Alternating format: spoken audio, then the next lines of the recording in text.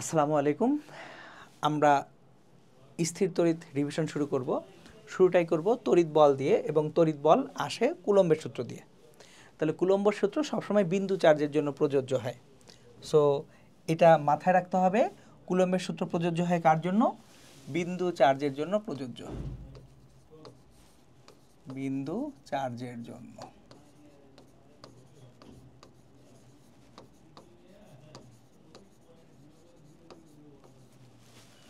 যদি বিন্দু চার্জ না হয়ে বিস্তৃত চার্জ হয় তাহলে তখন আমরা গাউসের সূত্র ইউজ করি।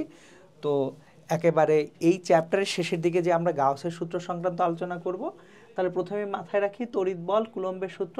এই কুলম্বের সূত্র কিসের জন্য প্রযোজ্য হবে? বিন্দু চার্জের জন্য প্রযোজ্য হবে। তাহলে বিন্দু চার্জের জন্য যখন আমরা তড়িৎ বলটা দেখতে যাব, তাহলে ধরেন দুটো বিন্দু চার্জ আমরা নেই।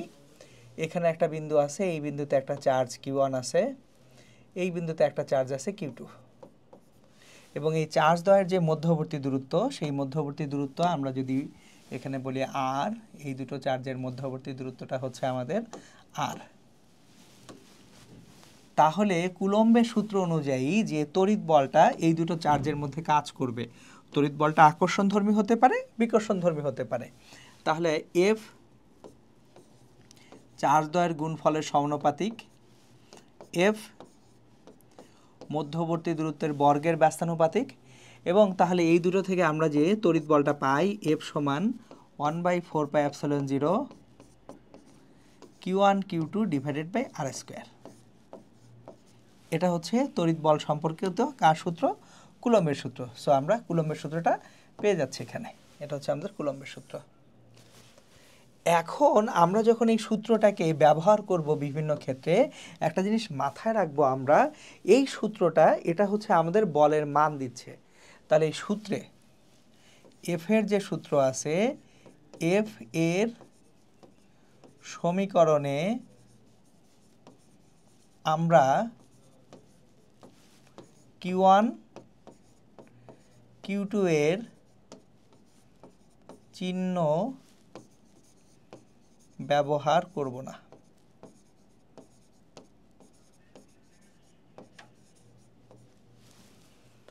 কেন Q1 Q2 এর চিহ্ন ব্যবহার করব না এখন আমি দেখাবো। তার আগে 1/4πε0 এইটার যে মানটা আছে, 1/4πε0, এটাই কষ্ট হচ্ছে 9 × 10⁹, এবং এটার একক হচ্ছে নিউটন মিটার স্কোয়ার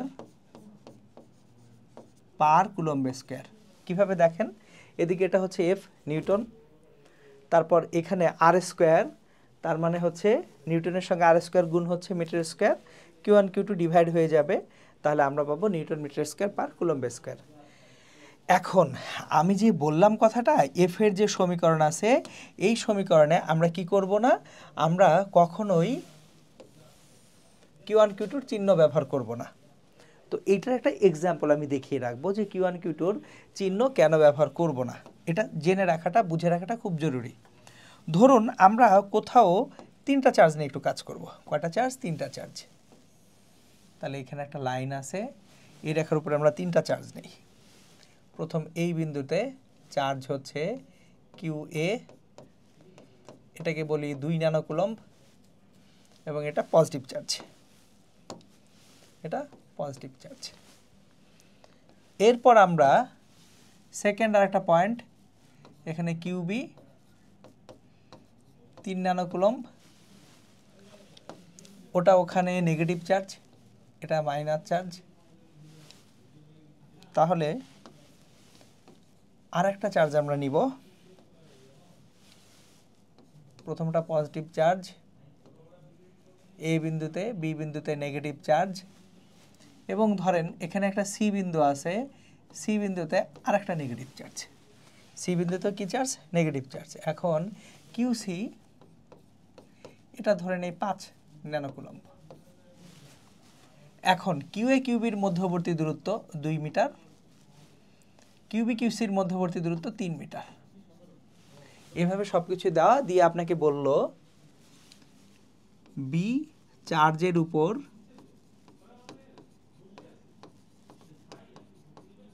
তড়িৎ বল কত।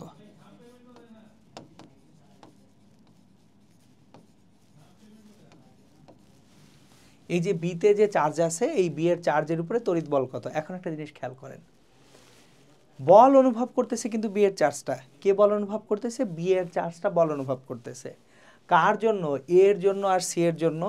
সুতরাং আমরা যদি এই যে ডায়াগ্রামটাকে একটু ঠিক মতো গুছিয়ে আবার রিজেনারেট করি, এখানে আমরা ডায়াগ্রামটাকে রিজেনারেট করব। এখানে কিউএ, এটা হচ্ছে 2 ন্যানো কুলম্বের একটা চার্জ, এটা পজিটিভ চার্জ। তারপর এটা কিউবি, এটা 3 ন্যানো কুলম্বের একটা চার্জ, এটা নেগেটিভ চার্জ। কিউসি 5 ন্যানো কুলম্বের একটা চার্জ, নেগেটিভ চার্জ। এখন একটা জিনিস খেয়াল করেন, বি চার্জের উপরে তড়িৎ বল কে বল অনুভব করবে? B charge. কে অনুভব করছে? B charge. কার জন্য? এ এবং সি এর জন্য। তাহলে এ এর যে 2 ন্যানো কুলম্ব চার্জ, এর 2 ন্যানো কুলম্ব পজিটিভ চার্জ। তাহলে পজিটিভ চার্জ একটা নেগেটিভ চার্জ সামনে দেখলো, সেই নেগেটিভ চার্জটাকে নিজের দিকে টানবে, পুল করবে। তাহলে এ এর পজিটিভ চার্জটা বি এর নেগেটিভ চার্জটাকে টানবে কোন দিকে? এর দিকে। তাহলে এই যে তড়িৎ বলটা এটা কে পাচ্ছে? বি পাচ্ছে। কার জন্য পাচ্ছে? এর জন্য। তাহলে আমরা এইভাবে লিখি এফ বি এ। এর মানে কি? বি চার্জটা বল পাচ্ছে কার জন্য? এর জন্য। তাহলে এফ বি এ, এই F B A equals to 1/4πε0 9 × 10⁻9 Q1 Q2, একটা 2 ন্যানো কুলম্ব 2 × 10⁻9, আরেকটা হচ্ছে QB 3 nano coulomb 3 × 10⁻9 divided by R square, মধ্যবর্তী দূরত্ব 2 স্কোয়ার মানে 4। সো তাহলে এটা হচ্ছে 3 × 6 6 নং 54/4 ইন্টু এটা 10⁻9 10⁻9 কাটাকাটি চলে গেল 10⁻9 নিউটন। তাহলে আলটিমেটলি আমরা এটা পাচ্ছি 54কে 4 দ্বারা যদি ভাগ করি, 4 14 56, 4 13 52, 13.5। 54কে 4 দ্বারা ভাগ করেন 13.5 পেয়ে যাবেন।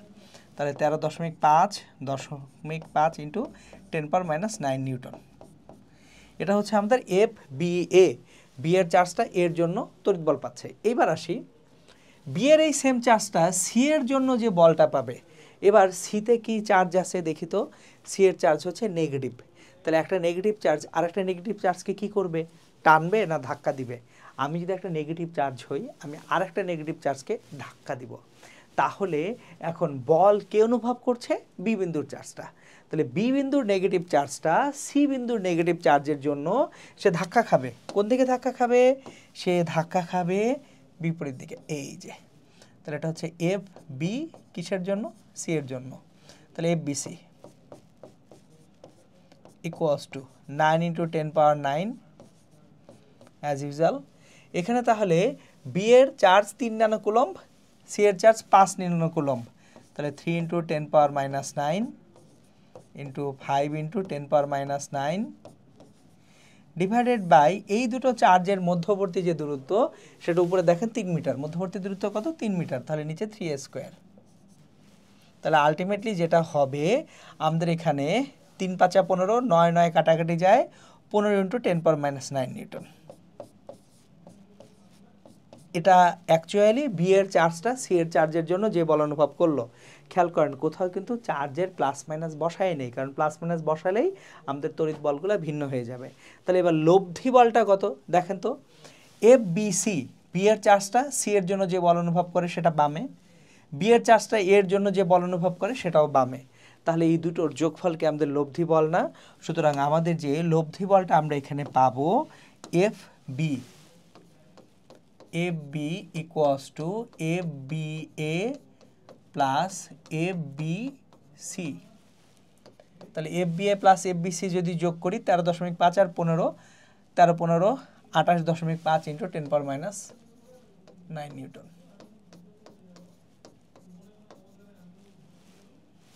এটা হচ্ছে তাহলে আমাদের ফাইনালি তড়িৎ বল কিসের জন্য? 3টা চার্জের জন্য, যে কোনো দুটো চার্জ তৃতীয় চার্জের উপরে যে বলটাও প্রদান করে। হয়ে গেল। সো তাহলে একটা জিনিস খেয়াল করেন, আমি আবার রিমাইন্ডার দিচ্ছি, যখন তড়িৎ বলের যে ইকুয়েশনটা আমরা ব্যবহার করব, শুধুমাত্র যদি দুটো চার্জ হয় প্লাস মাইনাস ইউজ করলে সমস্যা নেই। এবং ওখান থেকে আপনারা 9-10-ও পড়ে আসছেন যে যদি বলটা হয় নেগেটিভ তাহলে আমরা ওটাকে বলি কী ধর্মী বল? আকর্ষণধর্মী বল। বলটা যদি পজিটিভ হয় বিকর্ষণধর্মী বল বলি।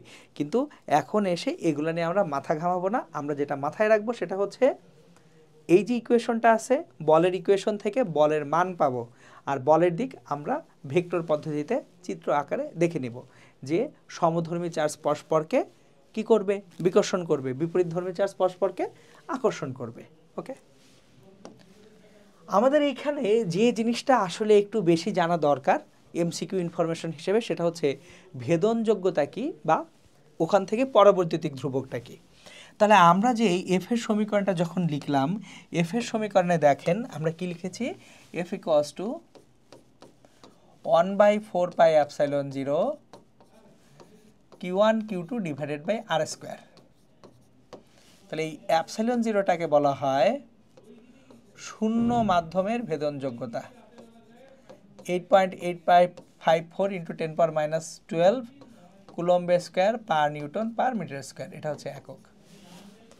তাহলে এই অ্যাপসিলন জিরো এটাকে কি বলবো? আমরা অ্যাপসিলন জিরোটাকে আমরা বলবো শূন্য মাধ্যমের ভেদনযোগ্যতা। অ্যাপসিলন জিরোটাকে বলা হবে শূন্য মাধ্যমের ভেদনযোগ্যতা।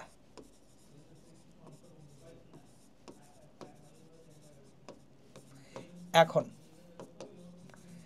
অ্যাকচুয়ালি আপেক্ষিক ভেদনযোগ্যতা বা পরবৈদ্যুতিক ধ্রুবকটা কি? আমরা যদি যে কোনো মাধ্যমের ভেদনযোগ্যতা অ্যাপসিলনটাকে শূন্য মাধ্যমের ভেদনযোগ্যতা দিয়ে ভাগ করি তাহলে আমরা আপেক্ষিক ভেদনযোগ্যতা বা পরবৈদ্যুতিক ধ্রুবক পাব। তাহলে আবার রিপিট করতেছি, যে কোনো মাধ্যমের ভেদনযোগ্যতাকে শূন্য মাধ্যমের ভেদনযোগ্যতা দ্বারা ভাগ করলে কি পাওয়া যাবে? আপেক্ষিক ভেদনযোগ্যতা বা পরাবৈদ্যুতিক ধ্রুবক পাওয়া যাবে। অ্যাপসাইলন বা অ্যাপসাইলন জিরো সমান অ্যাপসাইলন আর সমান কে, অথবা epsilon equals to K epsilon zero.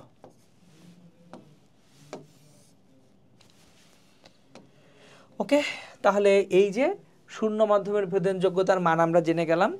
তারপর হচ্ছে অন্য যে কোনো মাধ্যমের ভেদনযোগ্যতা জানা যাবে যদি আমাদের কি জানা থাকে? পরাবৈদ্যুতিক ধ্রুবক কেটা আমাদের অ্যাকচুয়ালি জানা থাকে। আমরা এখন যেটা করব সেটা হচ্ছে তড়িৎ বলের একটা সিনারিও দেখব, একটা ম্যাথ সলভ করব তড়িৎ বলের। তো যে ম্যাথটা আমরা এখানে দেখতে পাচ্ছি, দেখেন এখানে এ বিন্দুতে 2 কিলোগ্রাম ভরের একটা বস্তু আছে, বি আর সি দুটো আলাদা বিন্দু, একটা সমবাহু ত্রিভুজ যার প্রতিটা বাহুর দৈর্ঘ্য হচ্ছে 2 মিটার করে। প্রশ্নটা করা হয়েছে দ্বাদশ শ্রেণীর ছাত্রী লাবিবা বলল এ বিন্দুতে স্থাপিত পি বস্তুটি ঝুলবে, কিন্তু তার বান্ধবী লামিসা বলছে এটি সম্ভব নয়, পি বস্তুটা 2 কিলোগ্রাম ভরের বস্তুটা এটা ঝুলতে পারে না। তাহলে উদ্দীপকের উল্লিখিত দুইজনের মধ্যে কার উক্তিটি সঠিক গাণিতিকভাবে যাচাই করতে বলা হয়েছে।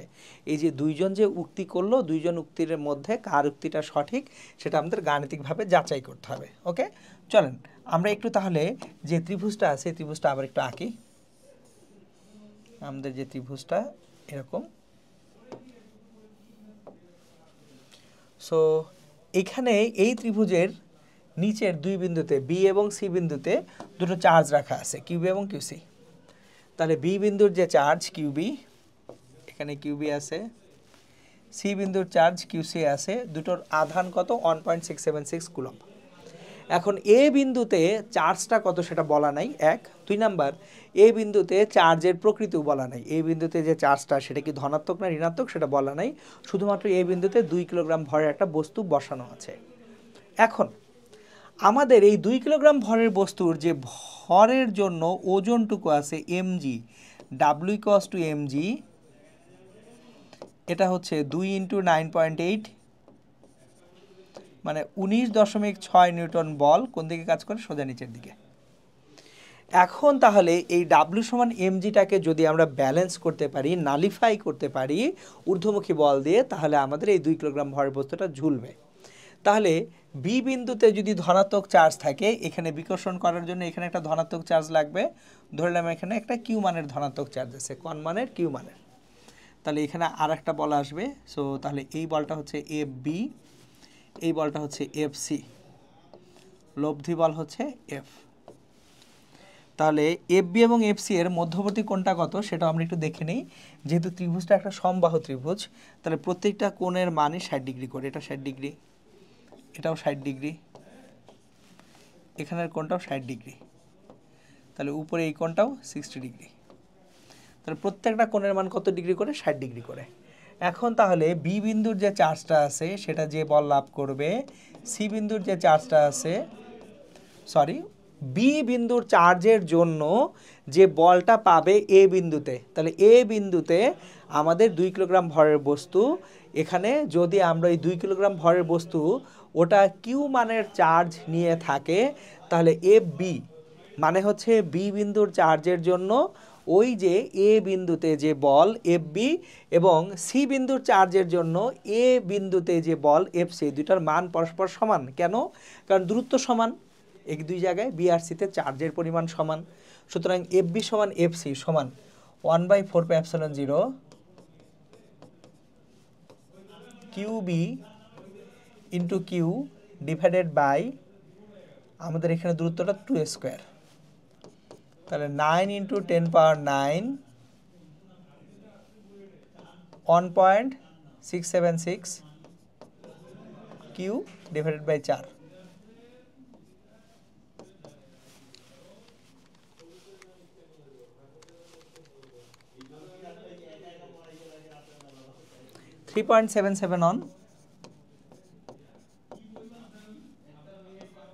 ইন্টু 10⁹ কিউ, এটা হচ্ছে এফ বি এবং এফ সি এর মান।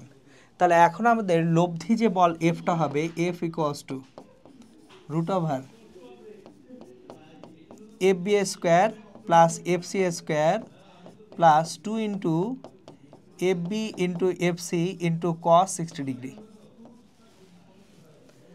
cos 60 ডিগ্রির মান হাফ এবং এফ বি এফ সি সবগুলোর মান সমান, তাহলে সবগুলো এফ বি স্কোয়ার।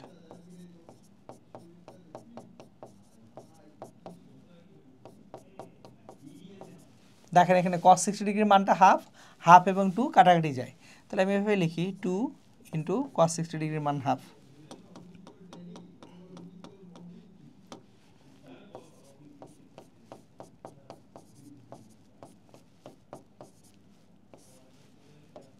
তাহলে আলটিমেটলি এখানে দেখেন 1 2 3 তিনটা এফ বি স্কোয়ার আছে, √3 এফ বি।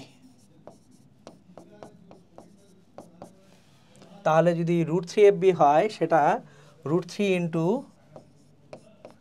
3.771 ইন্টু 10⁹ কিউ, এত নিউটন বল হচ্ছে লব্ধি বল। এখন এই লব্ধি বলটা যদি ওজনকে ব্যালেন্স করতে পারে তাহলেই কেবলমাত্র কি হবে, পি বিন্দুর বস্তুটা ঝুলে থাকবে বা ভেসে থাকবে। তাহলে আমরা এইখানে যে কাজটা করি, আমাদের তাহলে আলটিমেটলি এখানে যেটা দেখতে পাচ্ছি, লব্ধি যে বলটা আছে W সমান mg সমান F বা 19.6 equals to √3 into 3.771 into 10⁹ Q. দেখেন তো √3 ইন্টু 3.771 ইন্টু 10⁹ কিউ, এত হচ্ছে বল। এই বলটা কার সমান হতে হবে? এই বলটা সমান হতে হবে আমাদের ওজনের সমান। তাহলে এখান থেকে আমরা কিউ এর একটা মান পাবো, Q equals to 19.6 divided by 3.771 divided by √3। তাহলে কিউ এর মান হবে অ্যাকচুয়ালি এখানে 3। কিউ এর মান হচ্ছে আমাদের, আবার একটু রিচেক করি ভ্যালুটা, 19.6 ডিভাইডেড বাই 3.771 5.197 ডিভাইডেড বাই √3, তো এটা 3 ইন্টু 10⁻⁹ কুলম্ব বা 3 ন্যানো কুলম্ব। তার মানে যদি কিউ এর মানটা 3 ন্যানো কুলম্ব হয় সেক্ষেত্রে আমাদের এই যে পি বস্তুটা ঝুলবে। সুতরাং বলতে পারি যদি পি বিন্দুতে 3 ন্যানো কুলম্ব মানের, অবশ্যই ধনাত্মক চার্জ থাকতে হবে, ধনাত্মক চার্জ রাখা হয়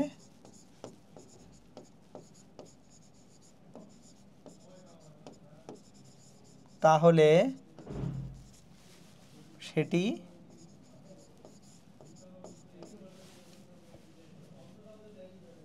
ঝুলবে।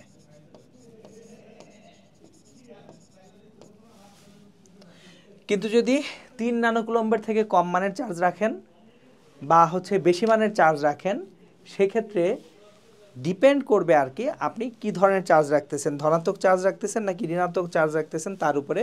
শুধুমাত্র 3 ন্যানোকুলম্ব মানের ধনাত্মক চার্জ রাখলেই আপনার এখানে অ্যাকচুয়ালি ওই যে পি বস্তুটা সেটা ঝুলে থাকবে। সো আশা করি ম্যাথটা ইনশাল্লাহ বুঝে গেছেন। এখন আসেন আমরা যেটা পড়বো সেটা হচ্ছে তড়িৎ প্রাবল্য। তড়িৎ প্রাবল্য বা তড়িৎ ক্ষেত্রের প্রাবল্য। সো তড়িৎ প্রাবল্য কাকে বলে? তড়িৎ ক্ষেত্রের কোনো বিন্দুতে একটি একক ধনাত্মক আধান স্থাপন করা হলে সেটি যে বল অনুভব করে তাকে ওই বিন্দুর কি বলা হয়? প্রাবল্য বলা হয়। তাহলে আমরা প্রথমে কোনো একটা চার্জ কোথাও যদি স্থাপন করি, লেটস সে এখানে একটা চার্জ স্থাপন করব, কিউ মানের একটা চার্জ এখানে স্থাপন করলাম। তাহলে এই চার্জের চারপাশে একটা তড়িৎ ক্ষেত্র তৈরি হয়েছে। তাহলে এখন এই চার্জ থেকে একটা দূরত্বে যদি একটা +1 কুলম্ব চার্জ স্থাপন করি, এই +1 কুলম্ব চার্জটা যে তড়িৎ বল অনুভব করবে তাকে বলা হয় কি? তড়িৎ ক্ষেত্রের প্রাবল্য বা তড়িৎ প্রাবল্য। তাহলে আমরা যদি এইখানে কিউ মানের চার্জ অনুভব স্থাপন করি, তাহলে যে বল অনুভব করবে সে F = 1/4πε0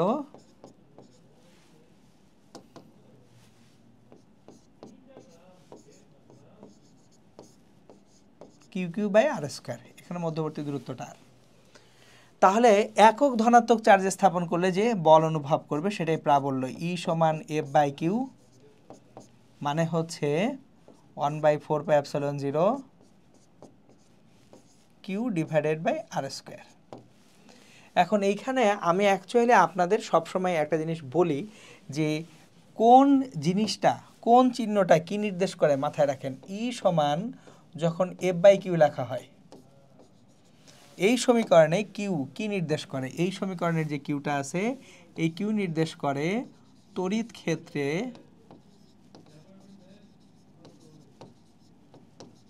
স্থাপিত চার্জ।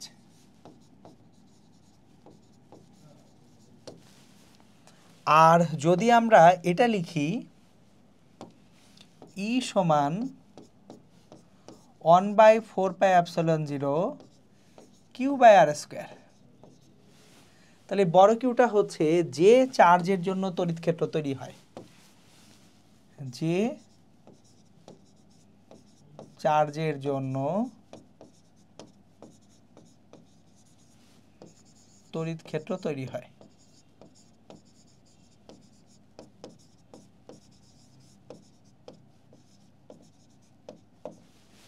এখন এই ই এর যে এককটা আছে, একক হচ্ছে নিউটন পার কুলম্ব। এই হচ্ছে আমাদের তড়িৎ ক্ষেত্রের প্রাবল্য, সেই প্রাবল্যের সংজ্ঞা। এখন আমরা প্রাবল্যের দিকটা একটু দেখব, কারণ দিকটা খুব জরুরি। দেখেন সংজ্ঞা অনুযায়ী কি বলা হলো? তড়িৎ ক্ষেত্রে স্থাপিত একক ধনাত্মক চার্জ যে বল অনুভব করে। তাহলে এখন যদি তড়িৎ ক্ষেত্রটা তৈরি হয় একটা ধনাত্মক চার্জের জন্য সৃষ্ট তড়িৎ ক্ষেত্র, তাহলে এখানে একটা ধনাত্মক চার্জ রেখেছেন।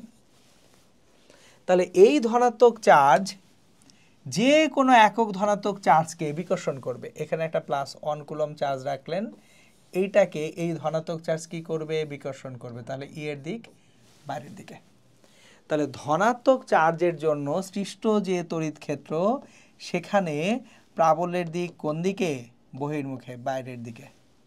কারণ দেখেন এই ধনাত্মক চার্জ যে কোনো ধনাত্মক চার্জকে বাইরের দিকে বিকর্ষণ করবে। তাহলে ধনাত্মক চার্জের জন্য যে তড়িৎ ক্ষেত্র তৈরি হয় সেই তড়িৎ ক্ষেত্রের প্রাবল্য কোন দিকে? বহির্মুখী।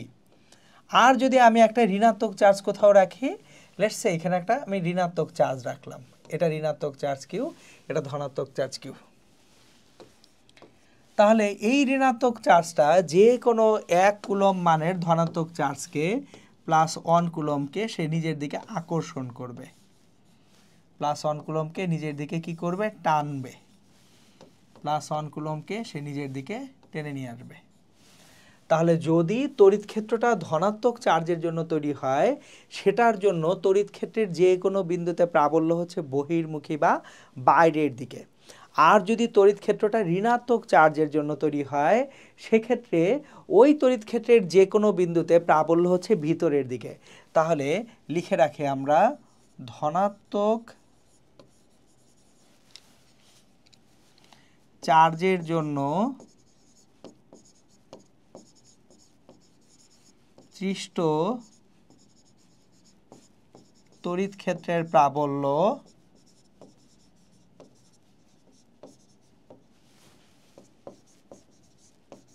বহির্মুখী।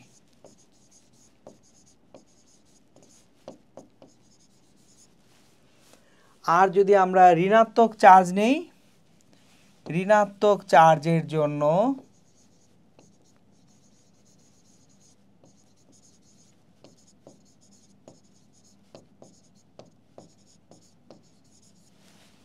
সৃষ্ট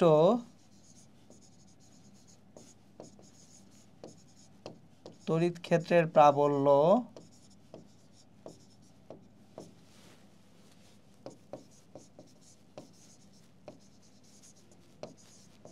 অন্তর্মুখী।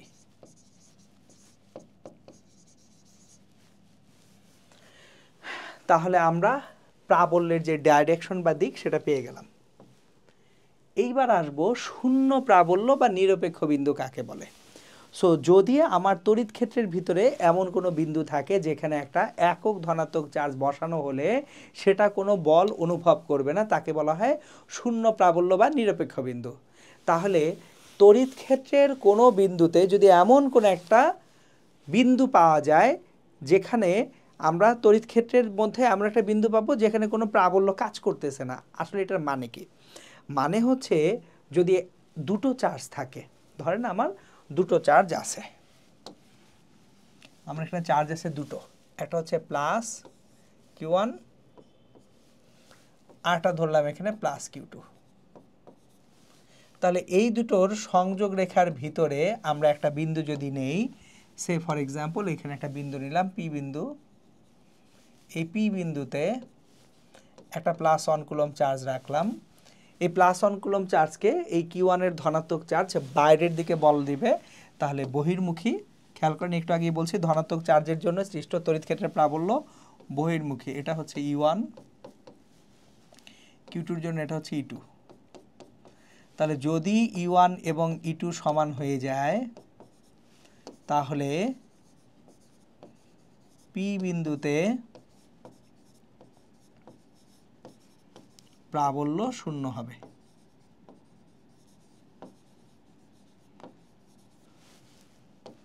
সুতরাং দুইটা যদি চার্জ থাকে সমধর্মী, যে প্লাস Q1 প্লাস Q2, এরা দুইজনের ভিতরে যদি আমরা একটা বিন্দু রাখি যে বিন্দুতে দুইজনের জন্য প্রাবল্য সমান, তাহলে আমরা পি বিন্দুতে প্রাবল্য শূন্য পাবো। এখন যদি গল্পটা এরকম হয় যে আমরা আসলে দুটো ঋণাত্মক চার্জ নিলাম, এটা -Q1, এটা হচ্ছে -Q2,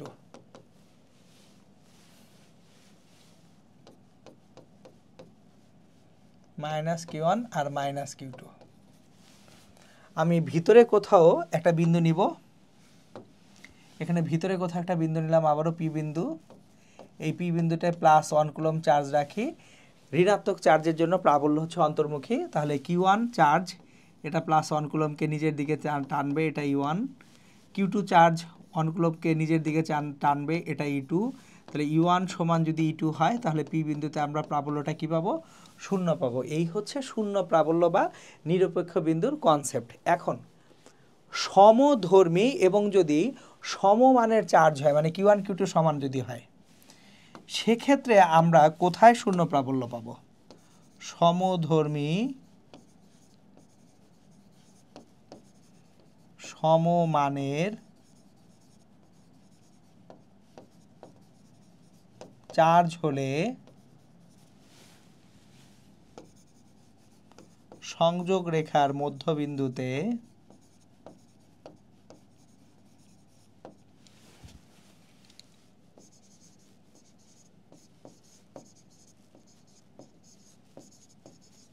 প্রাবল্য শূন্য হয়।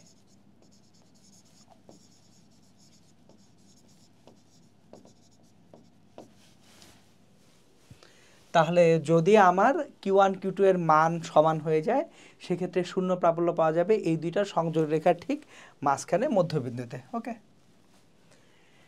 এইবার আমরা একটা ম্যাথ করব শূন্য প্রাবল্যের। রাজশাহী বোর্ড 2023 সালে ম্যাথটা এসেছিল।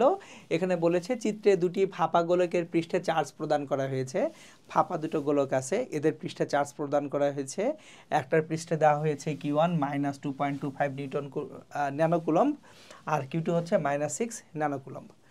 R1 R2 গোলক দুইটার ব্যাসার্ধ দেওয়া আছে, একটার 15 সেন্টিমিটার আরেকটার হচ্ছে 25 সেন্টিমিটার আর কেন্দ্রদ্বয়ের মধ্যবর্তী দূরত্ব দেওয়া আছে কত মিটার? 2 মিটার। এখন গোলকের সংযোজক সরলরেখা বরাবর নিরপেক্ষ বিন্দুর অবস্থান নির্ণয় করো।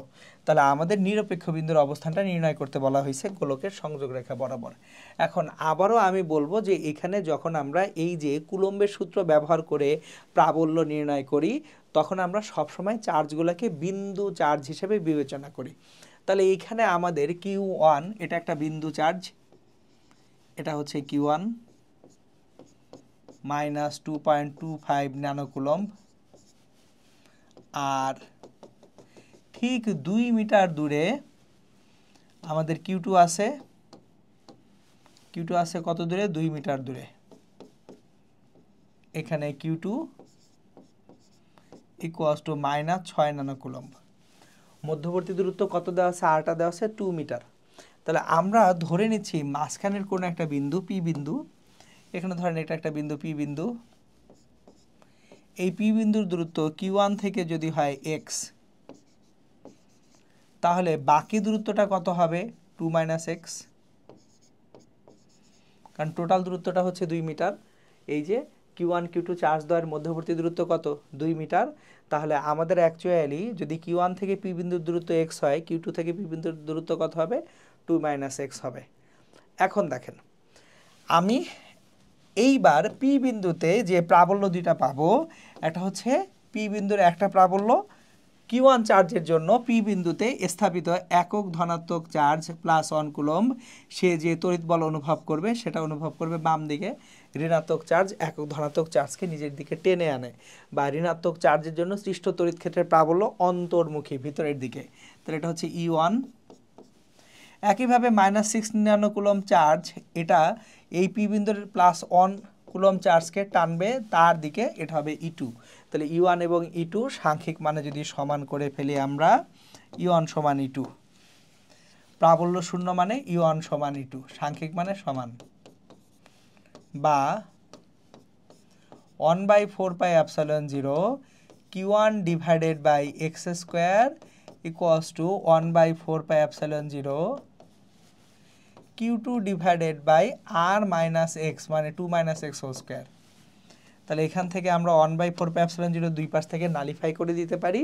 Q1 এর ভ্যালুটা দেওয়া আছে -2.25। তাহলে আমরা এখানে 2.25ই বসাবো। কি বলছি?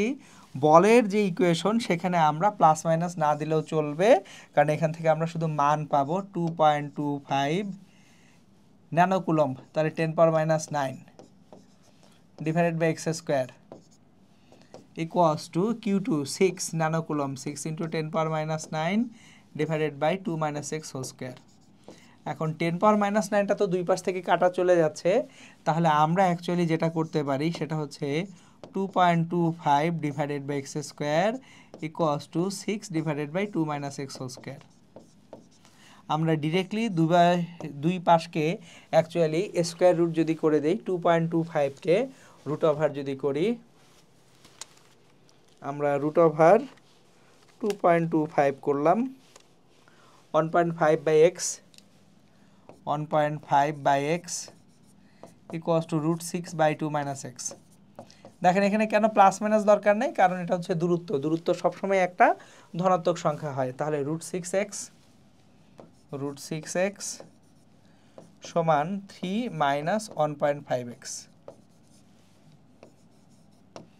বা √6x + 1.5x = 3। সুতরাং x = কত হয় সেটা দেখি। √6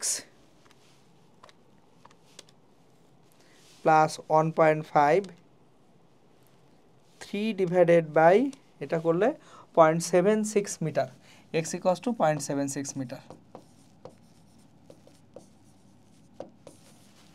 তাহলে আমরা এটা বলতে পারি গোলকের সংযোজক রেখা বরাবর নিরপেক্ষ বিন্দুর অবস্থানটা অ্যাকচুয়ালি Q1 যে চার্জ আছে সেই Q1 চার্জ থেকে কত দূরত্বে, x দূরত্বে, মানে 0.76 মিটার দূরত্বে আমরা নিরপেক্ষ বিন্দুটা পেয়ে যাব। ওকে, হয়ে গেল নিরপেক্ষ বিন্দু। আমরা কিভাবে পাবো সেই ম্যাথ আমরা করে ফেললাম।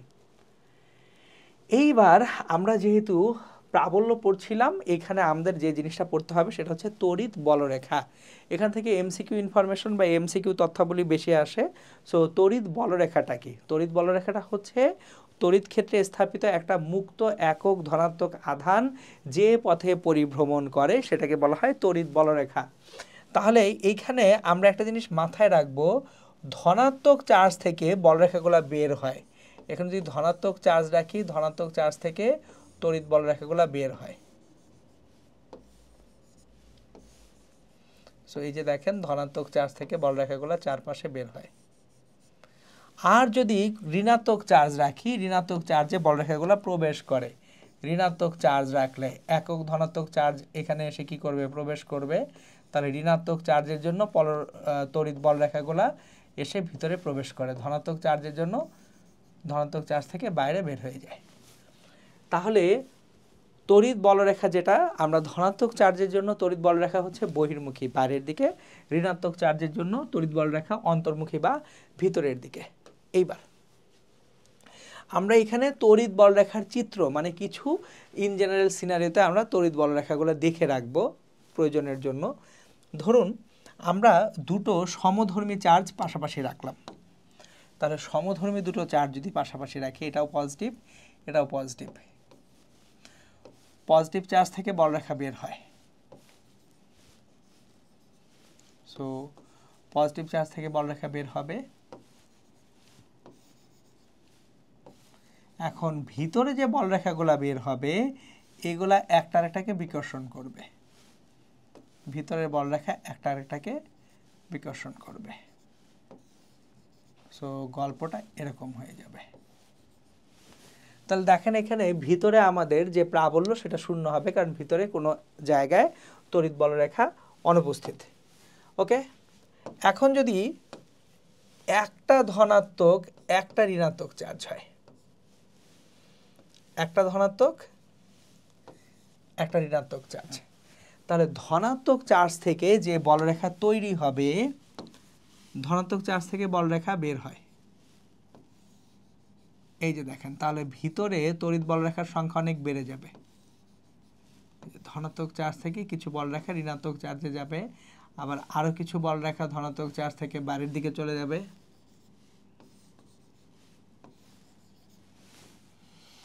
একইভাবে চারপাশ থেকে ঋণাত্মক চার্জে এসে বলরেখা প্রবেশ করবে।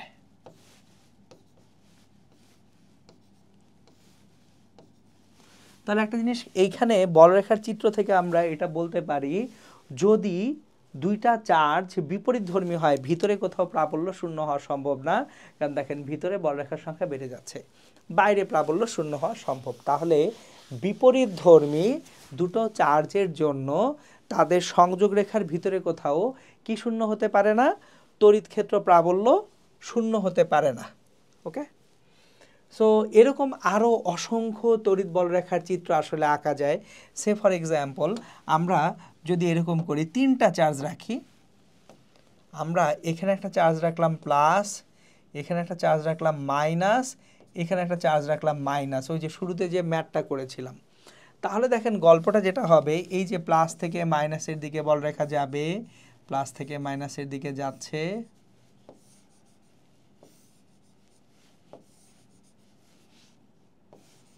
প্লাস থেকে তো চারপাশেও ছড়িয়ে পড়বে।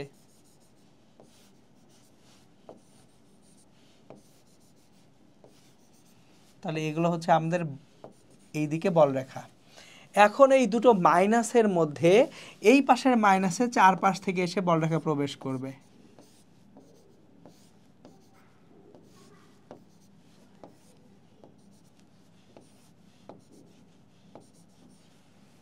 ঋণাত্মক চার্জে বলরেখা এসে প্রবেশ করে। তাহলে এখান থেকেও চারপাশ থেকে বলরেখা এসে এই ঋণাত্মক চার্জে প্রবেশ করবে।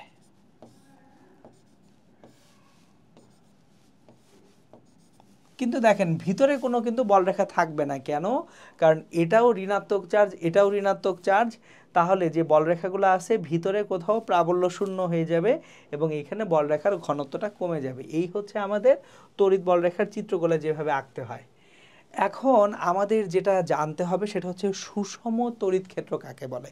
সুষম তড়িৎ ক্ষেত্রটা হচ্ছে যে তড়িৎ ক্ষেত্রের সর্বত্র প্রাবল্য সুষম থাকে তাকে সুষম তড়িৎ ক্ষেত্র বলে।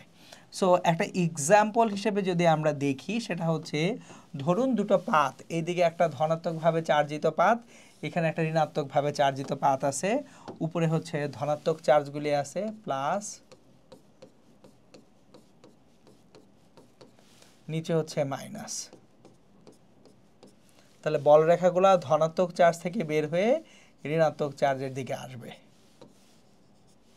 তাহলে এইখানে ভিতরে প্রত্যেকটা বিন্দুতেই প্রাবল্য ই ধ্রুব থাকে, তাহলে এটা একটা সুষম তড়িৎ ক্ষেত্র। এখন আমরা যেহেতু রিভিশন করতেছি, ডেরাইভেশনটায় যাচ্ছি না, আমরা কিন্তু পড়ে আসছি V equals to E into D. তাহলে আমাদের এখানে দুইটা পাতের মধ্যবর্তী যে দূরত্ব এটা হচ্ছে ডি এবং পাতদ্বয়ের মধ্যে বিভব পার্থক্য হচ্ছে ভি।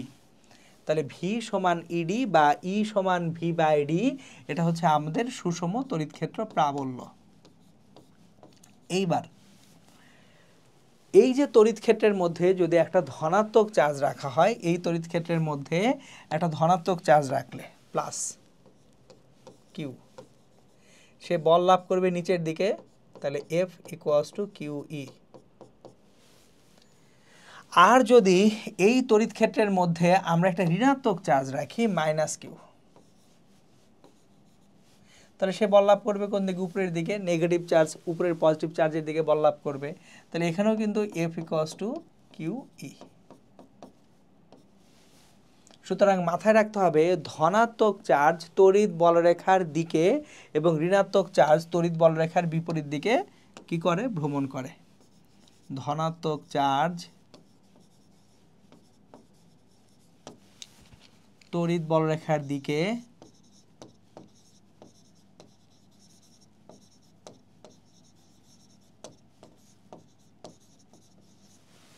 এবং ঋণাত্মক চার্জ তড়িৎ বলরেখার বিপরীত দিকে তড়িৎ বল অনুভব করে।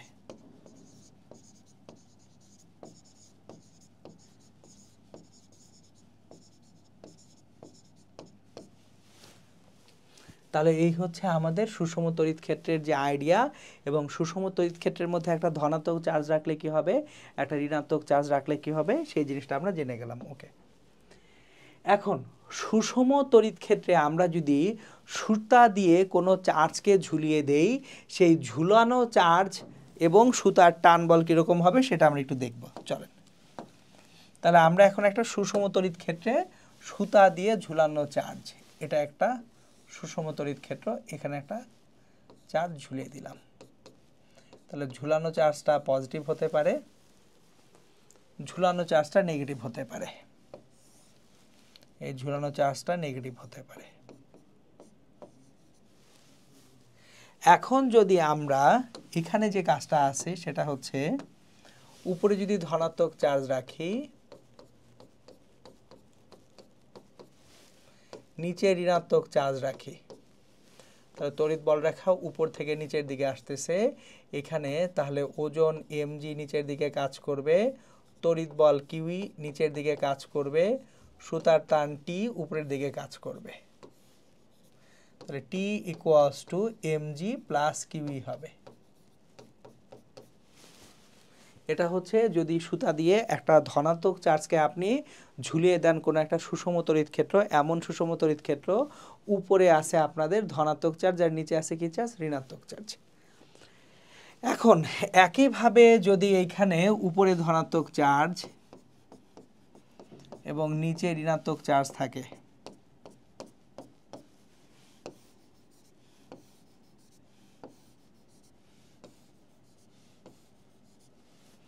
এখানে আমার ওজন mg আছে। এইবার এখানে তড়িৎ বল কোন দিকে কাজ করবে? Negative charge. নেগেটিভ চার্জ তড়িৎ বল রেখার বিপরীত দিকে বল অনুভব করে। তাহলে তড়িৎ বল রেখার বিপরীত দিকে বল অনুভব করে, কিউই উপরের দিকে, সুতার টান টি উপরের দিকে। তাহলে টি প্লাস কিউই সমান এমজি। সো টি প্লাস কিউই সমান এমজি, বা টি সমান এমজি মাইনাস কিউই। সুতরাং তাহলে কোনো একটা সুষম তড়িৎ ক্ষেত্রে যদি সুতা দিয়ে একটা বস্তুকে ঝুলিয়ে দেওয়া হয়, ওই সুতার টান বল হবে এমজি প্লাস কিউই অথবা এমজি মাইনাস কিউই। ওকে, এইবার এই কনসেপ্টটুকু দরকার ছিল সুষম তড়িৎ ক্ষেত্রে ভাসমান চার্জ কিভাবে ভেসে থাকবে এটা বোঝার জন্য। সো ধরুন আমি একটা সুষম তড়িৎ ক্ষেত্র তৈরি করলাম, সেখানে আমি একটা চার্জকে ভাসিয়ে রাখতে চাই। তাহলে একটা সুষম তড়িৎ ক্ষেত্র তৈরি করি,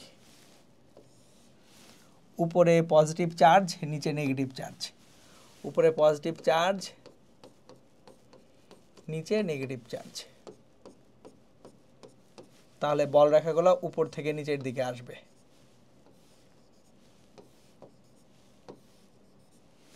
এখন এইখানে আমরা একটা শূন্যে ভাসমান চার্জ রাখতে চাই। তাহলে শূন্যে যদি একটা ভাসমান চার্জ এখানে রাখি, ওর ওজন mg নিচের দিকে কাজ করবে, অবশ্যই তড়িৎ বল F উপরের দিকে কাজ করতে হবে। তাহলে mg সমান F, কিন্তু F সমান কিউই, আবার E সমান v/d। যদি এই দুই পাশের পাতের মধ্যবর্তী দূরত্ব d হয়, এখানে বিভব পার্থক্য v হয়, E সমান v/d বা v সমান ed। এখন এখানে আমাদের বুঝতে হবে এটা কি তাহলে ধনাত্মকভাবে চার্জিত বস্তু হবে নাকি ঋণাত্মকভাবে চার্জিত বস্তু হবে। দেখেন, তড়িৎ বল উপরের দিকে লাভ করতেছে, বলরেখার বিপরীত দিকে কে বল লাভ করে? ঋণাত্মক চার্জ, মাইনাস কিউ। বলরেখা যেদিকে সেদিকে বল লাভ করে ধনাত্মক চার্জ, আর বলরেখার বিপরীত দিকে বল লাভ করে কে? ঋণাত্মক চার্জ। তাহলে আমরা একইভাবে যদি এইখানে উপরে আমরা পজিটিভ চার্জ নেগেটিভ চার্জ উপরে নিচে কোথায় রাখবো পরের আলোচনা। এখন আমি একটা ধনাত্মক চার্জকে শূন্যে ভাসমান রাখতে চাই, এটা হচ্ছে প্লাস কিউ।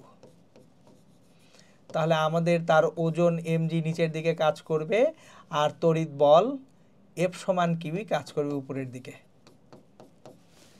এখন তাহলে তড়িৎ বল ধনাত্মক চার্জ কোন দিকে তড়িৎ বল পায়? বলরেখার দিকে। তার মানে বলরেখাগুলো নিচ থেকে উপরে যেতে হবে। তাহলে বলরেখাগুলি যদি নিচ থেকে উপরে যেতে হয়, নিচে আমাদের রাখতে হবে ধনাত্মক চার্জ, উপরে রাখতে হবে কি চার্জ? ঋণাত্মক চার্জ। তাহলে তড়িৎ বলরেখাগুলো নিচ থেকে উপরে গেলে নিচে ধনাত্মক চার্জ রাখবো, উপরে আমরা নিয়ে আসবো কি চার্জ? ঋণাত্মক চার্জ। এই হচ্ছে আমাদের সুষম তড়িৎ ক্ষেত্রে ভাসমান চার্জ। তাহলে কনসেপ্টটা কি? mg সমান F, বা ওজনটা তড়িৎ বল দ্বারা ব্যালেন্স হবে, F সমান কিউই, আবার E সমান কি হয়? v/d। ওকে, আমরা এখন যে কনসেপ্টটার আলোচনা করব সেটা হচ্ছে তড়িৎ বিভব, এবং এখান থেকেই সবচেয়ে বেশি মোটামুটি আমাদের প্রশ্নের আসে তড়িৎ বিভব অ্যাকচুয়ালি কি, বা তড়িৎ বিভব কিভাবে নির্ণয় করা যায়। বিভবটা হচ্ছে অসীম থেকে একক ধনাত্মক চার্জকে তড়িৎ ক্ষেত্রের ভিতরে কোনো একটা বিন্দুতে আনতে যে পরিমাণ কাজ করতে হয়, ওই কাজটাকে আমরা ওই বিন্দুর জন্য কি বলি? তড়িৎ বিভব বলি। তাহলে ধরুন এখানে একটা চার্জ আছে প্লাস কিউ, আমরা অসীম থেকে একক ধনাত্মক চার্জকে এই তড়িৎ ক্ষেত্রের কোনো একটা বিন্দুতে নিয়ে আসলাম। কোথা থেকে আনলাম? অসীম থেকে আনলাম। কোথায় আনলাম? এখানে তড়িৎ ক্ষেত্রের অভ্যন্তরে r দূরত্বে আনলাম। এখানে তড়িৎ ক্ষেত্রের অভ্যন্তরে r দূরত্বে নিয়ে আসলাম। তাহলে এই পি বিন্দুতে যে বিভব ভিপি সমান 1/4πε0 q/r।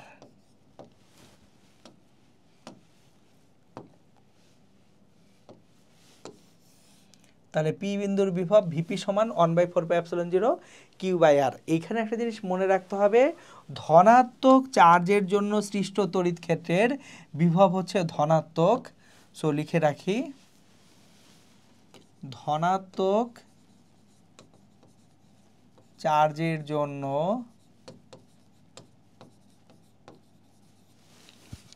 সৃষ্ট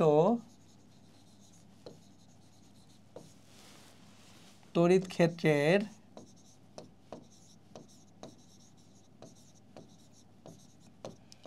যে কোনো বিন্দুর বিভব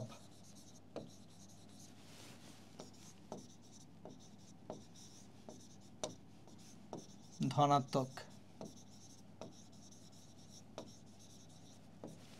ভাইস ভার্সা ঋণাত্মক চার্জের জন্য সৃষ্ট তড়িৎ ক্ষেত্রের যে কোনো বিন্দুতে বিভব কি হয়? ঋণাত্মক। তাহলে একই জিনিস এখানে লিখে রাখি, ঋণাত্মক চার্জের জন্য সৃষ্ট তড়িৎ ক্ষেত্রের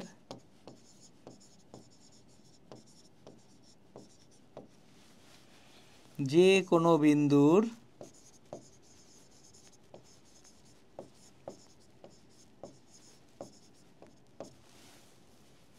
বিভব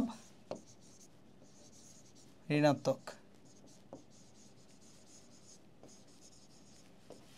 বিভবটা যেহেতু স্কেলার রাশি, সেহেতু আমরা যখন অনেকগুলা বিন্দুর জন্য বিভব নির্ণয় করতে যাব, অনেকগুলি চার্জের জন্য বিন্দুর বিভব নির্ণয় করতে যাব, সরাসরি যোগ করে দিতে পারবো।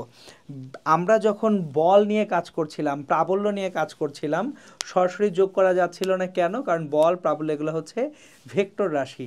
কিন্তু বিভব যেহেতু স্কেলার রাশি, সেহেতু আমরা সরাসরি যদি কতগুলি চার্জের জন্য কোনো বিন্দুতে বিভব নির্ণয় করতে বলা হয়, সেটা সরাসরি কি করতে পারবো? আমরা যোগ করে দিতে পারবো। ওকে, খুবই ভালো কথা। এখন কোশ্চেনটা হচ্ছে বিভব পার্থক্য এবং কৃত কাজ। সো বিভব থেকে আমাদের বিভব পার্থক্য আসে। ধরুন আমি কোথাও একটা চার্জ রেখেছি, প্লাস কিউ মানের একটা চার্জ রেখেছি, এখান থেকে একটা বিন্দু আছে, এখানে এ বিন্দুটা আছে আর এ দূরত্বে, আর একটা বিন্দু আছে এখানে বি বিন্দুতে আর বি এই দূরত্বে। এখন এ বিন্দু থেকে বি বিন্দুতে আমি যদি একটা কিউ মানের চার্জ নিয়ে আসতে চাই, এ থেকে বিতে, এ থেকে বিতে একটা প্লাস কিউ মানের চার্জ আনতে চাই, অথবা মাইনাস কিউ হতে পারে। সো কিউ এর প্রকৃতি নিয়ে কথা না বলি, আমরা এ থেকে বিতে একটা চার্জ কিউকে নিয়ে আসতে চাই। তাহলে বিভব পার্থক্য এ হতে বিতে একক ধনাত্মক চার্জ আনতে কৃত কাজ বা বিভব পার্থক্য ভিবি মাইনাস ভিএ। দেখেন আপনি কোথা থেকে নিতেছেন? এ থেকে। কোথায় নিচ্ছেন? বিতে। তাহলে এ থেকে বিতে আমরা একক ধনাত্মক চার্জ আনতে কৃত কাজ বা বিভব পার্থক্য ভিবি মাইনাস ভিএ। তাহলে এ হতে বিতে কিউ চার্জ সরাতে কৃত কাজ। এ থেকে বিতে কিউ পরিমাণ চার্জ সরাবো, তাহলে কৃত কাজ W equals to charge Q into বিভব পার্থক্য VB minus VA, VB minus VA. তাহলে যদি আমরা যে চার্জটা সরাবো সেই চার্জটার সাথে বিভব পার্থক্য গুণ করে দেই, তাহলে কৃত কাজ পাবো।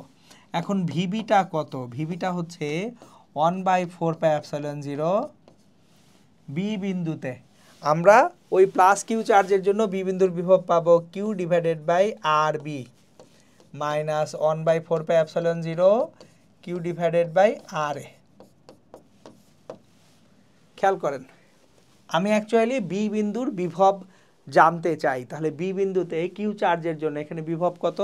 1/4πε0 বড় কিউ ডিভাইডেড বাই দূরত্ব আর বি।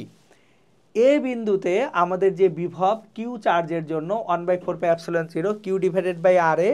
তাহলে বিভব পার্থক্যকে যদি আমরা চার্জ দিয়ে গুণ করি, যে চার্জটা অ্যাকচুয়ালি সরাচ্ছি বিন্দু দ্বয়ের মাঝে, ওই চার্জটাকে দিয়ে যদি বিভব পার্থক্যকে গুণ করি, আমরা কি পেয়ে যাব? কৃত কাজ পেয়ে যাব। তাহলে এই ছিল হচ্ছে আমাদের কৃত কাজের সাথে বিভব পার্থক্যের কি সম্পর্ক। এখন তাহলে 1/4πε0 যদি কমন নেই, 1/4πε0 বড় কিউ ইন্টু ছোট কিউ বড় কিউ ইন্টু ছোট Q 1/RB minus 1/RA।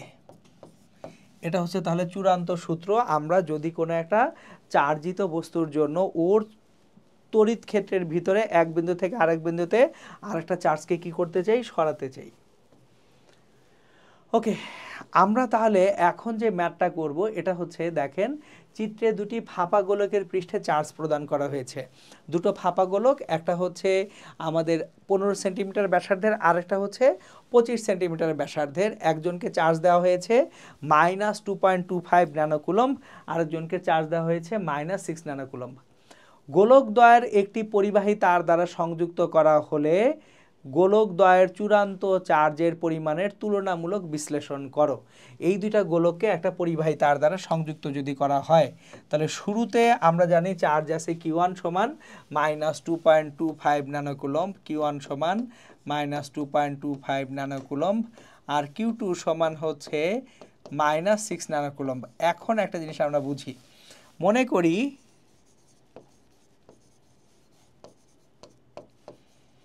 R1 ব্যাসার্ধের গোলকের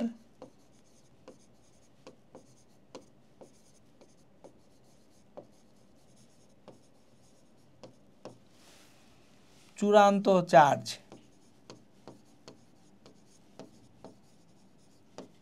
Q1 প্রাইম এবং R2 ব্যাসার্ধের গোলকের চূড়ান্ত চার্জ Q2 প্রাইম। এটা আমরা ধরে নিলাম যে চূড়ান্ত অবস্থায় দুইজনের চার্জ কিন্তু আর সমান থাকবে না। কেন, সেটা একটু বোঝার চেষ্টা করি। দুইজনকে আমরা যদি সংযুক্ত করি, দুইজনের ব্যাসার্ধ কিন্তু সেম না। যেহেতু দুইজনের ব্যাসার্ধ সেম না, শুরুতে দুইজনের যে বিভব V1, পৃষ্ঠের বিভব V1 = 1/4πε0 Q1 divided by R1, 9 × 10⁹। Q1টা হচ্ছে -2.25 ন্যানোকুলম্ব, 10⁻⁹। এই R1টা ব্যাসার্ধটা হচ্ছে 15 সেন্টিমিটার, 0.15। তাহলে V1টা আমাদের এখানে কত ভোল্ট আসলো সেটা আমরা একটু দেখে ফেলি। V1টা আসবে হচ্ছে আমাদের 9 × 2.25 ডিভাইডেড বাই 0.15, 135 ভোল্ট, -135 ভোল্ট। এটা হচ্ছে V1। একইভাবে V2 1/4πε0 Q2/R2, তাহলে এটা হবে 9 × 10⁹ Q2 -6 ন্যানোকুলম্ব, R2 0.25, তাহলে 9 × 6 ডিভাইডেড বাই 0.25, 216 ভোল্ট। খেয়াল করেন দুইজনের ভোল্টেজ সেম না, দুইজনের ভোল্টেজ আলাদা। তাহলে যতক্ষণ পর্যন্ত দুইজনের ভোল্টেজ সেম না হবে, এদেরকে তার দ্বারা সংযুক্ত করলে কি হবে, চার্জের আদান প্রদান হবে। তাহলে V1 ≠ V2, চার্জের প্রবাহ হবে।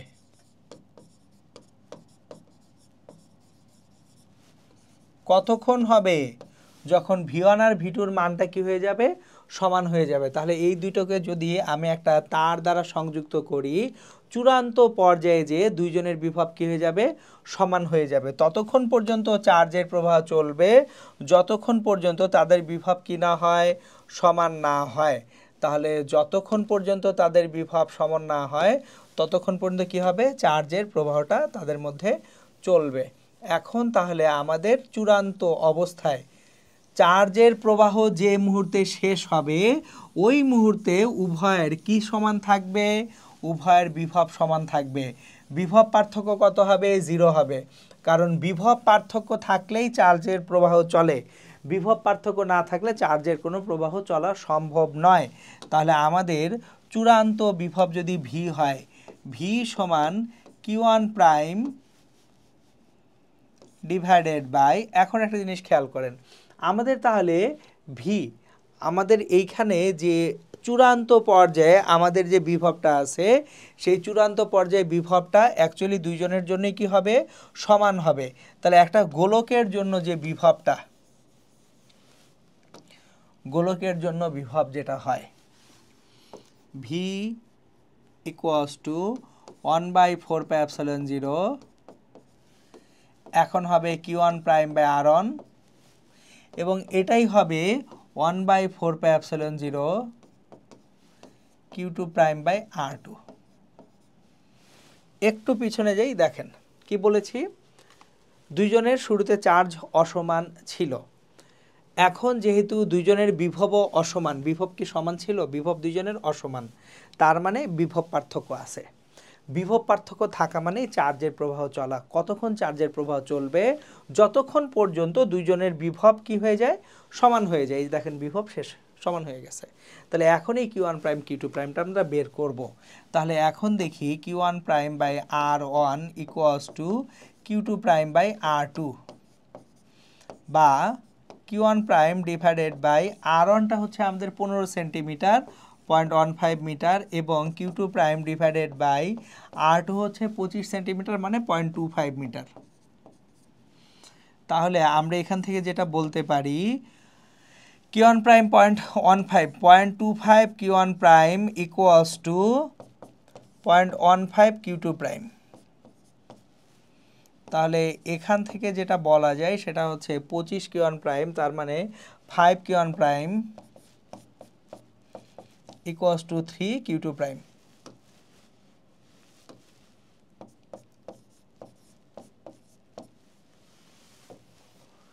এখন চার্জের তো সৃষ্টি বা ধ্বংস হয় না, তাহলে শুরুতে যে চার্জ ছিল Q1 প্লাস Q2, শেষে যে টোটাল চার্জ আছে Q1 প্রাইম প্লাস Q2 প্রাইমের সমান হবে। তাহলে Q1 অ্যাকচুয়ালি কত? -2.25 ন্যানোকুলম্ব প্লাস Q2 হচ্ছে 6 ন্যানোকুলম্ব। আমরা একক লিখতেছি না, এগুলো ন্যানোকুলম্বে। Q1 প্রাইম প্লাস, তাহলে Q2 প্রাইম সমান 5/3 Q1 প্রাইম, 5/3 Q1 প্রাইম। তাহলে আমরা এখান থেকে যেটা পাবো বা -8.25 ন্যানোকুলম্ব ইকুয়ালস টু 1 + 5/3, 1 + 5/3 2.667 Q1 প্রাইম। তাহলে Q1 প্রাইম যে চার্জটা হবে সেটা হচ্ছে 8.25 ডিভাইডেড বাই 2.667 -3.09 কুলম্ব, ন্যানোকুলম্ব। তাহলে আমাদের চূড়ান্ত প্রক্রিয়ায় যে এই যে ছোট গোলকটা আছে, ছোট গোলকে চার্জ থাকবে -3.09 ন্যানোকুলম্ব। তাহলে বড় গোলকের চার্জ কত? Q2 প্রাইম কত? Q2 প্রাইম দেখেন দুটা মিলে মোট চার্জ আছে 8.25, তার মধ্যে 3.09 একটাই চলে গেছে।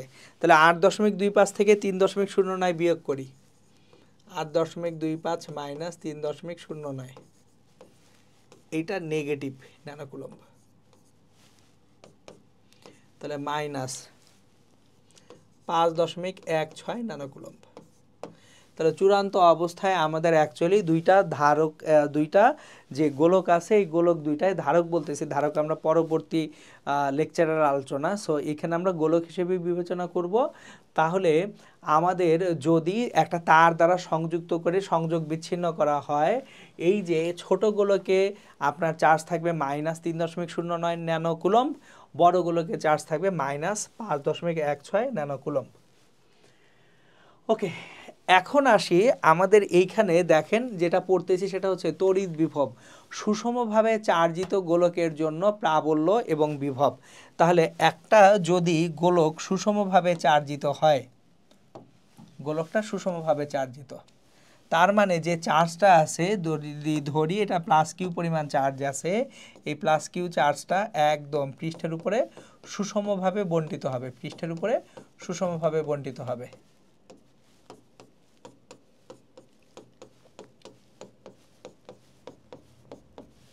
ধরে নেই এই গোলকটার ব্যাসার্ধ হচ্ছে a, গোলকটার ব্যাসার্ধ কত? a, আর কেন্দ্র থেকে দূরত্বটাকে ধরে নেই r, কেন্দ্র হতে দূরত্ব r।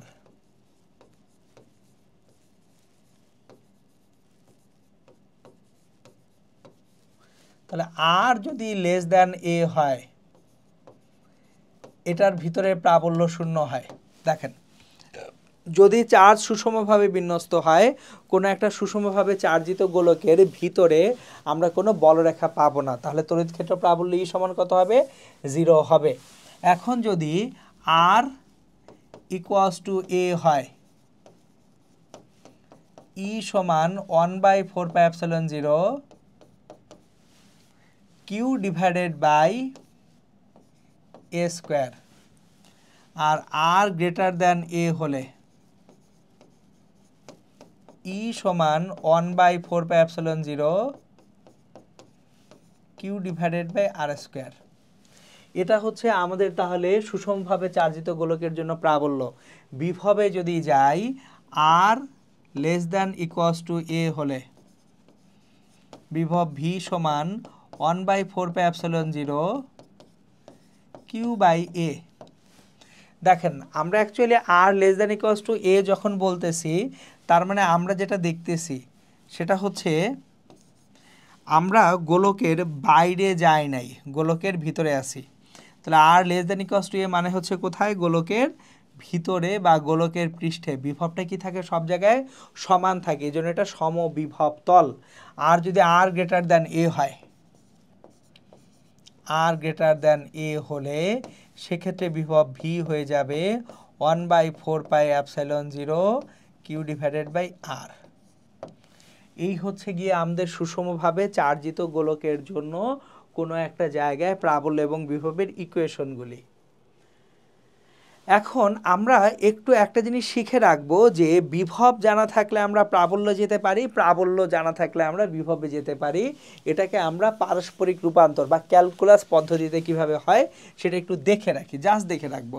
ধরেন এখানে একটা প্লাস চার্জ আছে কিউ মানের, এখান থেকে আর দূরত্বে এখানে আপনার অন্য একটা একক ধনাত্মক চার্জ, এটাকে +1 কুলম্ব চার্জকে আমরা ভিতরের দিকে আনতে চাই। ই মানের প্রাবল্য এখানে কাজ করবে। এখন প্রাবল্যের ডিরেকশন কিন্তু ভুল লিখেছি আমরা, তাই না? প্রাবল্য এখানে কাজ করার কথা কোন দিকে? প্রাবল্য কাজ করার কথা বাইরের দিকে। তাহলে এখানে তড়িৎ ক্ষেত্রের প্রাবল্য ই কাজ করবে কোন দিকে? বাইরের দিকে। কিন্তু আপনি এই যে +1 কুলম্বকে ঢুকাতে চাচ্ছেন ভিতরের দিকে ডিআর, তাহলে ক্ষুদ্র যে কাজটা হবে, ক্ষুদ্র বিভব পার্থক্য ডিভি সমান ই ডট ডিআর, তার মানে ই ডিআর কজ 180 ডিগ্রি। কজ 180 ডিগ্রির মান -1, তাহলে মাইনাস ইডিআর, এটা হচ্ছে ডিভি। ডিভি সমান কত হচ্ছে? Minus EDR. তাহলে এখান থেকে আমরা শিখে রাখবো বিভব ভি সমান মাইনাস ইন্টিগ্রেশন অফ ইডিআর, আর প্রাবল্য ই সমান মাইনাস ডিভি বাই ডিআর। তাহলে যদি দূরত্বের সাপেক্ষে বিভবকে ব্যবকলন করি, তাহলে আমরা অ্যাকচুয়ালি যেটা পাবো সেটা হচ্ছে প্রাবল্য। সো যদি আমরা দূরত্বের সাপেক্ষে বিভবকে ব্যবকলন করে নেগেটিভ ভ্যালুটা নেই, তাহলে আমরা কি পেয়ে যাব? এখানে প্রাবল্য পেয়ে যাব।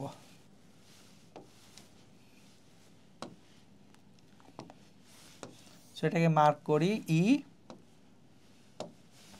এটাকে মার্ক করি ভি। এই হচ্ছে তাহলে আমাদের বিভব প্রাবল্যের পারস্পরিক রূপান্তর ম্যাথমেটিক্যালি। তো আমাদের লেকচার 1 যেটা ছিল সেই লেকচারটা ছিল এই পর্যন্তই। আমরা এই লেকচার 1-এ অ্যাকচুয়ালি তড়িৎ বল সম্পর্কে জানছি, তড়িৎ ক্ষেত্রের প্রাবল্য সম্পর্কে জানছি এবং প্রাবল্যের পরে বিভব রিলেটেড জিনিসপত্রগুলো দেখছি। বাকি যে জিনিসগুলো আছে তড়িৎ দ্বিমেরু, তারপর হচ্ছে আপনার ধারক এবং গাউসের সূত্র, এগুলোর আলোচনা হবে ইনশাল্লাহ লেকচার 2-তে। তাহলে লেকচার 1 এই পর্যন্তই। সব ইনশাল্লাহ ভালো থাকবেন, সুস্থ থাকবেন, সুন্দর থাকবেন। আসসালামু আলাইকুম।